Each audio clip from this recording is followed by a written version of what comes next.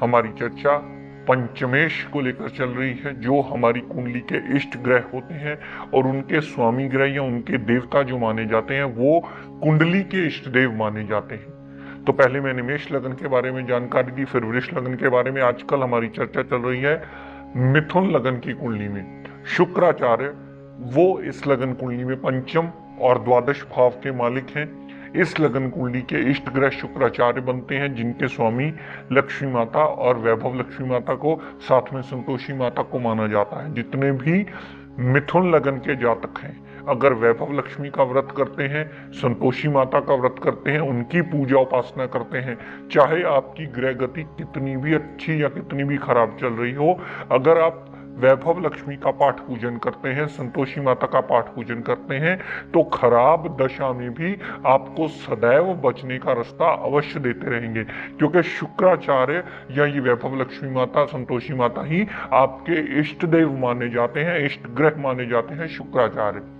कल तक मैंने जानकारी दी प्रिय दर्शकों, अष्टम भाव में शुक्र अगर विपरीत राजयोग की स्थिति में हो तो अच्छा फल देंगे, अगर विपरीत राजयोग की स्थिति में ना हो तो अच्छा फल नहीं देंगे। आज उसी श्रृंखला को प्रिय दर्शकों कंटिन्यू करता हुआ, अगर शुक्रदेव इस कुंडली में नवम भाव में पड़े हुए, जितना डिग्री वाइज उनमें बलाबल होगा उतने प्रतिशत वो अच्छा रिजल्ट देने में बाध्य सिद्ध होंगे। ये बात सदैव स्मरण रखिएगा कुंडली विवेचन करने से पहले, क्योंकि मैं कई बार ऐसा देखने में आया है, आपके फोन कॉल आते हैं, सर मेरा शुक्र तो वहीं पड़ा है लेकिन आपके कहने के मुताबिक मुझे रिजल्ट नहीं मिल रहे। तो जब मैं कहता हूँ कि डिग्री वाइज बलाबल देखिए, तो कईयों के पास हाथ की बनी पत्री होती है जिसमें डिग्री वाइज बलाबल होता ही नहीं, तो फिर उनको बोला जाता है कि आप कुंडली कंप्यूटराइज बनवा करके सही ढंग से चेक करवाइए किसी विद्वान से, ताकि आपको समझ में आ सके कि आपका ग्रह कितने प्रतिशत रिजल्ट देने में सक्षम हुआ है।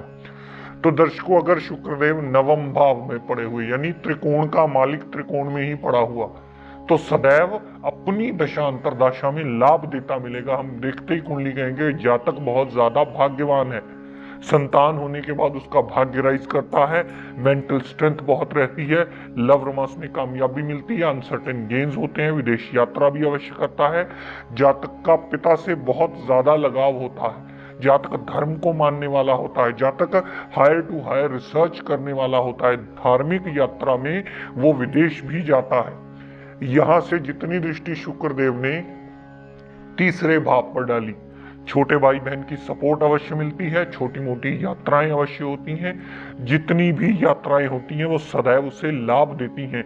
हार्डवर्क करने के बाद जातक कुछ ना कुछ अच्छा गेन जरूर कर लेता है। तो यानी शुक्रदेव अगर नवम भाव में पड़े हुए तो नवम भाव संबंधी भी सारे पॉजिटिव रिजल्ट देते हैं, और यहां से जितनी दृष्टि तीसरे भाव पर डाली तो तीसरे भाव संबंधी भी सारे पॉजिटिव रिजल्ट दे करके जातक का जीवन यापन आसान करने में यही शुक्रदेव मददगार जरूर सिद्ध होते हैं। दर्शकों, मान लीजिए शुक्र देवता दशम भाव में पड़े हों, जिन भी जातकों के पड़े होंगे 12 नंबर राशि में शुक्र देवता को उच्च का गिना जाता है। कुंडली में कहीं भी अगर 12 नंबर लिखा है वहां आपका शुक्र पड़ा है, चाहे किसी भी भाव में पड़ा हो, लेकिन 12 नंबर में पड़े हुए शुक्र देवता को उच्च की पदवी प्राप्त होती है। यहाँ उच्च के शुक्र माने जाते हैं। उच्च का शुक्र होने की वजह से यहां पूर्णतः पॉजिटिव रिजल्ट देंगे। अपनी दशा अंतरदशा में कामकाज में नई बढ़ोतरी करेंगे, कामकाज का नया रास्ता खोलेंगे, कामकाज में एडिशन होने का योग बनता है। अगर जातक जॉब करता है तो जॉब में भी अच्छी खासी प्रमोशन होने का योग बनता है, जॉब अगली जगह बदलकर हायर पे स्केल पे जाने का योग भी बनाते हैं। शुक्र देवता दशम भाव में पड़े होने की वजह से, उच्च का होने की वजह से दशम भाव संबंधी सारे ही पॉजिटिव रिजल्ट अपनी दशांतरा मुताबिक अवश्य देते मिलेंगे। यहां से दर्शकों, शुक्रदेव ने जितनी दृष्टि चौथे भाव पर डाली, चौथे भाव पर डाली हुई दृष्टि, माता से बहुत ज्यादा लगाव होगा, माता के साथ अटैचमेंट होने की वजह से माता के लिए बहुत ज्यादा रिगार्ड होगा, संतान के लिए बहुत ज्यादा प्यार, बहुत ज्यादा इज्जत रिस्पेक्ट रिगार्ड होगा, संतान की बहुत ज्यादा केयर करने वाला होगा। गाड़ी भूमि वाहन मकान अगर लेने वाला हुआ तो शुक्र की दशांतरा सदैव उसे मददगार सिद्ध होगी। शुक्र की दशांतरा में वो गाड़ी भूमि वाहन लेने में सक्षम अवश्य हो जाएगा। यानी दशम भाव संबंधी भी शुक्रदेव पॉजिटिव रिजल्ट देंगे उच्च के होने की वजह से। यहां से सातवीं दृष्टि जितनी चौथे भाव पर डाली तो चौथे भाव संबंधी भी सारे ही पॉजिटिव रिजल्ट उस जातक को अवश्य मिलेंगे। दर्शकों, मान लीजिए शुक्रदेव 11वें भाव में पड़े हुए, 11वें भाव में पड़े हुए शुक्रदेव सदैव आपको लाभ देते मिलेंगे।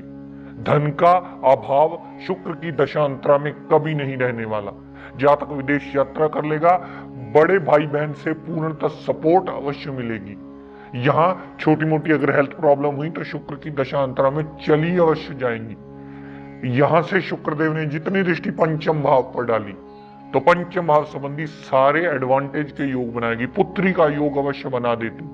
शुक्र की डाली हुई दृष्टि माइंड, मेंटल विल पावर और उसको स्ट्रॉन्ग करके जातक को एक अच्छी विल पावर अवश्य देती है। लवर मास में सदैव कामयाबी का सूचक माना जाता है शुक्र की दृष्टि ओन साइन पंचम भाव पर पड़ना। अनसर्टेन गेन्स का रास्ता जरूर खुलता है। ऐसे जातकों को कहा जाता है कि भाई अगर वंस इन अ ईयर, आप साल में एक आध बार कोई ना कोई छोटी मोटी लॉटरी जरूर डाल लिया करो, क्योंकि पंचम भाव पर डाली हुई दृष्टि कभी भी अगर गोचर में आपको क्लिक कर गई तो आपको रिजल्ट देने में बहुत अच्छा बाध्य जरूर हो सकती है।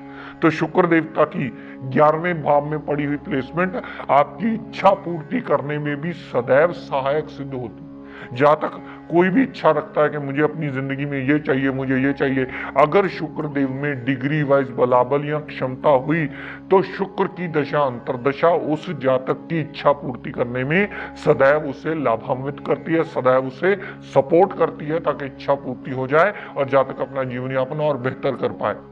तो यहां से पंचम भाव के संबंधी दृष्टि डालकर पंचम भाव संबंधी भी पूर्णतः पॉजिटिव रिजल्ट उस जातक को शुक्र की दशांतरा में सदैव मिलते हैं। अगर शुक्र देवता की दशांतरा पंचम भाव पर दृष्टि डालकर पंचम भाव संबंधी पॉजिटिव रिजल्ट देती है तो पंचम भाव संबंधी मेंटल विल पावर को स्ट्रॉन्ग करके हायर एजुकेशन का योग भी बनवा देती है।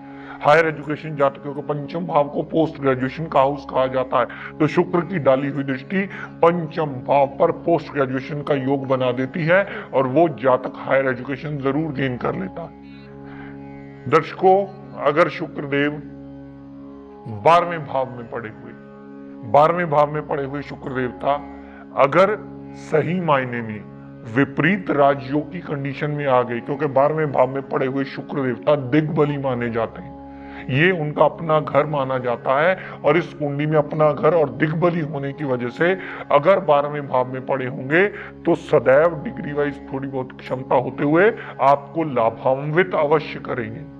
लेकिन प्रिय दर्शकों, इसका एक मूल नियम याद रखिएगा, ये सिर्फ शुक्र पर ही अप्लाई होता है, क्योंकि शुक्र का कारक भाव भी माना जाता है 7वां और 12वां शुक्र का कारक भाव माना जाता है। शुक्र पति पत्नी के पर्सनल टाइम को भी माना जाता है, इसलिए 12वें भाव में पड़ा हुआ अगर विपरीत राजयोग की स्थिति में आया तो सदैव अच्छा फल मिलेगा। लेकिन प्रिय दर्शकों, अब इससे एक चीज समझने की गलती कभी मत कीजिएगा कि शुक्र अगर आपका कमजोर हुआ तो इसका रतन धारण करके इसे एक्टिवेट मत कीजिएगा ये समझ कर के कहीं वो बलहीन हो गया है। वो बलहीन नहीं हुआ है, वो पूर्णतः पापी ग्रह बन गया है, पाप प्रभाव में आ गया है, गलत जगह प्लेस्ड हो गया है। यहां अगर आपने शुक्र का रतन पहना तो अस्पताल का खर्चा भी एक्टिवेट होगा, जेल यात्रा भी एक्टिवेट होगी, फालतू के एक्सपेंडिचर्स भी एक्टिवेट होंगे। इन सारी चीजों के नेगेटिव रिजल्ट भी शुक्र देवता के साथ ही जुड़े हुए हैं। अगर आपने रतन पहना तो ये सारी चीजें ही साथ में एक्टिवेट होंगी और आपके लिए ये चीज कष्टकारी बन जाएगी।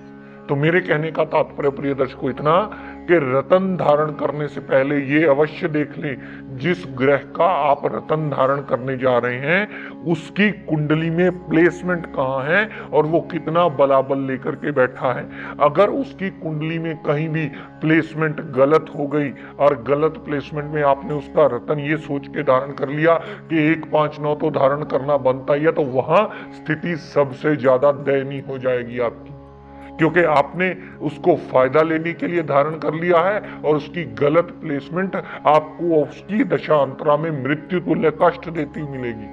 तो ग्रह को इस तरीके से समझना होगा कि उसकी प्लेसमेंट कहाँ है और कहाँ उसे पहना जा सकता है, कहाँ उससे जुड़ा हुआ पाठ पूजन किया जा सकता है, कहाँ उससे जुड़े हुए रिश्तों को सुधारा जा सकता है, जिसकी वजह से हम उससे अच्छा रिजल्ट देने में उसे बाध्य कर सकें।